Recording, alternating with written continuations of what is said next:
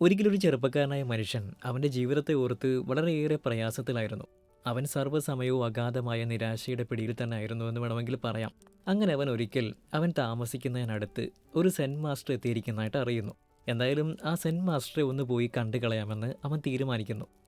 അങ്ങനെ അവൻ സെന്റ് മാസ്റ്ററിന്റെ അരികിലെത്തി ചോദിച്ചു, സാർ, എൻ്റെ ലൈഫിലെ വലിയ പ്രശ്നങ്ങൾ കാരണം ഞാൻ എപ്പോഴും പ്രയാസത്തിലാണ്, എല്ലായ്പ്പോഴും ദുഃഖത്തിലുമാണ്.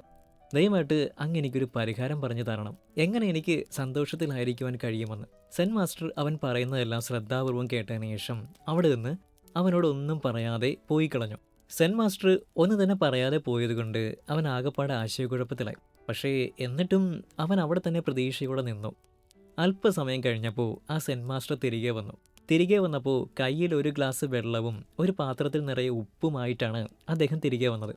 എന്നിട്ട് ആ സെന്റ് മാസ്റ്റർ പാത്രത്തിൽ നിന്നും ഒരു കൈ ഉപ്പെടുത്തിട്ട് ആ ഒരു ഗ്ലാസ് വെള്ളത്തിലേക്ക് ഇട്ടതിന് ശേഷം ആ വെള്ളം അവനോട് കുടിക്കാനായിട്ട് പറയുന്നു. അവൻ ആശയക്കുഴപ്പത്തിലായെങ്കിലും സെന്റ് മാസ്റ്റർ ആവശ്യപ്പെട്ടത് പ്രകാരം ആ വെള്ളം കുടിക്കുന്നു. എന്നിട്ട് ആ സെന്റ് മാസ്റ്റർ ചോദിച്ചു, എങ്ങനെ ഉണ്ടായിരുന്നു? ഉടനെ അവൻ പറഞ്ഞു, അയ്യോ, ഭയങ്കര ഉപ്പായിരുന്നു, ഞാൻ കഷ്ടപ്പെട്ടാ കുടിച്ചത്.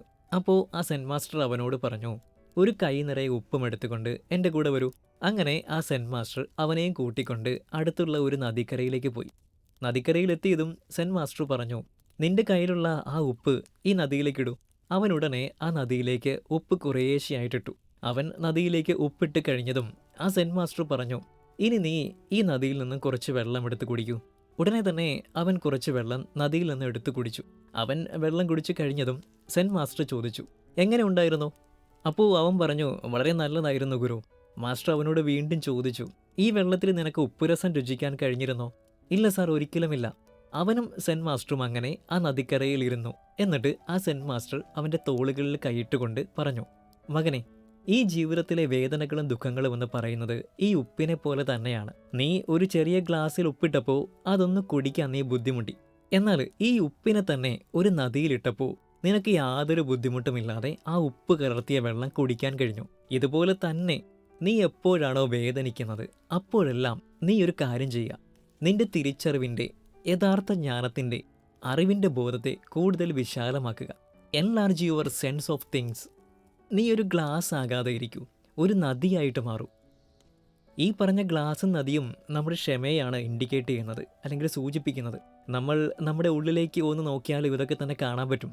നമുക്ക് ഒരു ഗ്ലാസ്സിനെ പോലെ കുറച്ച് ക്ഷമ മാത്രമേ ഉള്ളുവെങ്കിൽ നമുക്ക് നമ്മുടെ ജീവിതത്തിലെ ചെറിയ പ്രശ്നങ്ങളെപ്പോലും വളരെ വലുതായിട്ട് തോന്നും.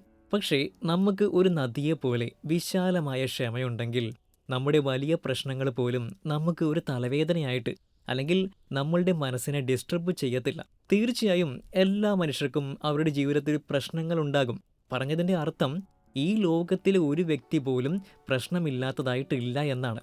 ഈ പ്രശ്നങ്ങൾ അല്ലെങ്കിൽ ഡിഫിക്കൽട്ടീസ് എന്ന് പറയുന്നത് നമ്മുടെ ലൈഫിലെ തന്നെ ഒരു പാർട്ടാണ്, അഥവാ ഭാഗമാണ്.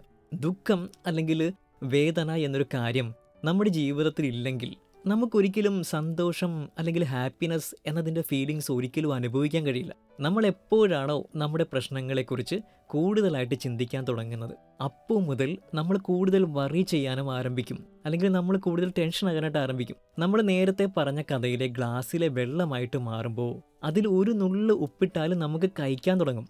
അപ്പോൾ എപ്പോഴെല്ലാം ജീവിതത്തിൽ പ്രശ്നങ്ങൾ കടന്നു വരുമ്പോഴെല്ലാം നമ്മൾ കേട്ട കഥയിലെ നദിയെപ്പോലെ പേഷ്യൻസ് അഥവാ ക്ഷമയുള്ളവരായിട്ട് മാറുക. എന്നിട്ട് ആ പ്രശ്നങ്ങളെ ഡീൽ ചെയ്യാൻ ശ്രമിക്കുക. അപ്പോൾ തീർച്ചയായിട്ടും നിങ്ങൾക്ക് സമാധാനവും സന്തോഷത്തോടെയൊക്കെ ജീവിക്കാൻ കഴിയും.